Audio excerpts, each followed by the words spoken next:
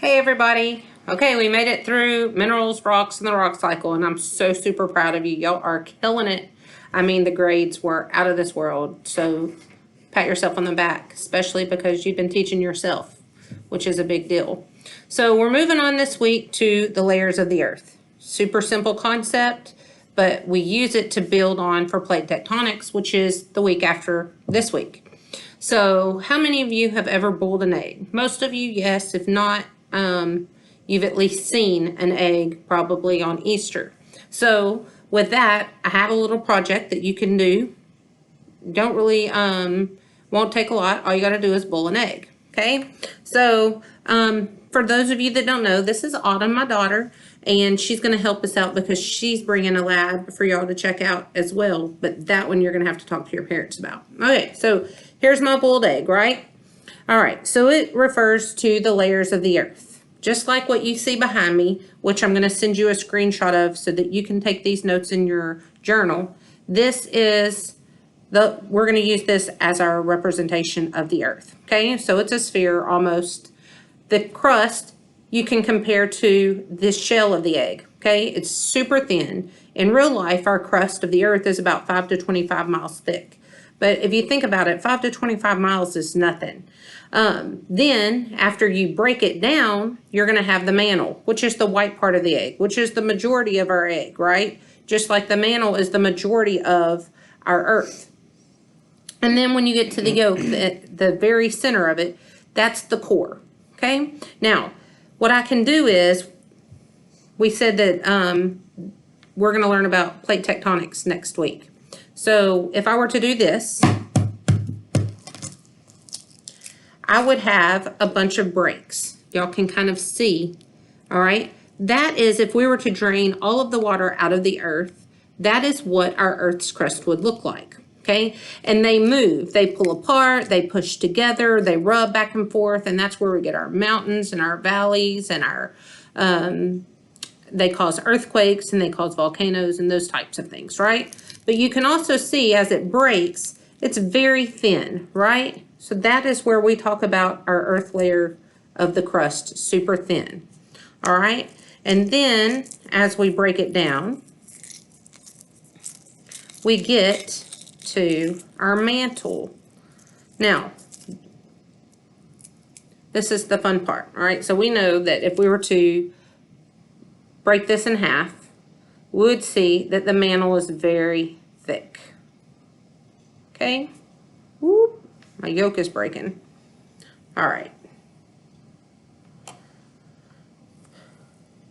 It's the thickest part of the earth, right? Now, what's cool about the mantle is that it's a semisolid. So semisolid means it's partly solid and partly liquid.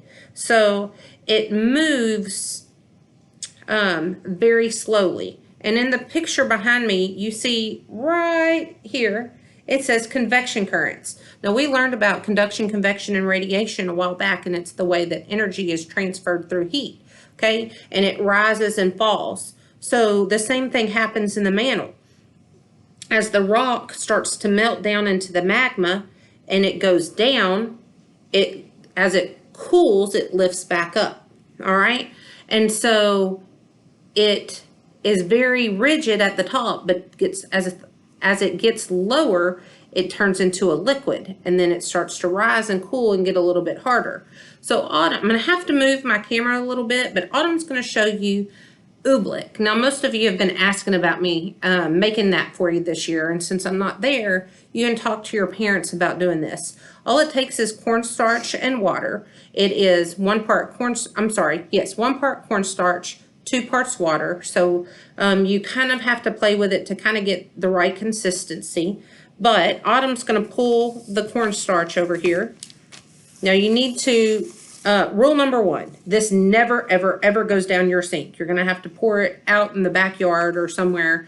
Do not put this down your drain.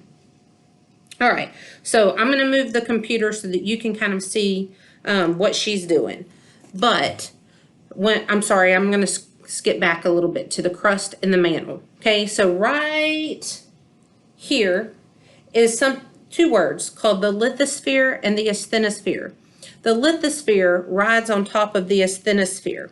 All right, and remember how I told you there's like a rigid and then it's kind of a semi-solid, right? So here's the crust, and it's part of the lithosphere, and the bottom part of the lithosphere melts back down into the asthenosphere, into the mantle, okay? So here we have our ooblek. And so Autumn, will you show them how ooblek can be a solid? Let me pick up the camera so that you don't splash. Okay, go ahead. And kind of slide across it, and it becomes a solid. Okay? Now, she can pick her hand up, and she can also stick her finger in it and push down, push down, push down, kind of like beat on it a little bit. You can see that it's hard, but she can also pick it up. So she can try and scoop and hold it in her hand. And as she moves it, if you move it really quickly, it will start to harden. So like pick up a little bit more and like move it quickly like you're trying to form a ball.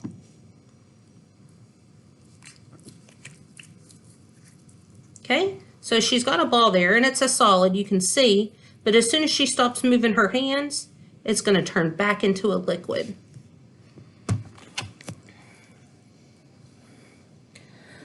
So that's something that you can do at home to see what a semi-solid state looks like. All right, then the last two parts are the core. Now, I tried to only do this for a little bit, to boil it for a little bit. So it's a little bit darker here and here. The difference between the inner core and the outer core in the earth is liquid. The inner core is solid. So what they do have in common is that they're both made out of iron and nickel. The difference is the outer core is always going to be a liquid form and the inner core is always going to be a solid form. All right, we were going to probably do a project with this if we were still in school, but of course we're not. So I don't want anybody going to the store. I don't want anybody buying anything. I want you to stay at your home and stay safe. But you could probably do this on a much smaller scale.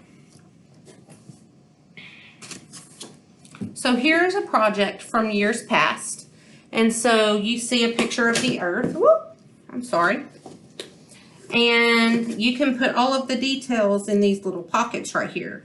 And then you can open up the earth and you can see the inner core, the outer core, the mantle, and the crust. And of course the crust contains the lithosphere and the asthenosphere. All right. Okay, if you have any questions, know I'm just a text away on Remind, or you can always send me a message on Google Classroom. I miss y'all, and I hope to see you soon. Bye.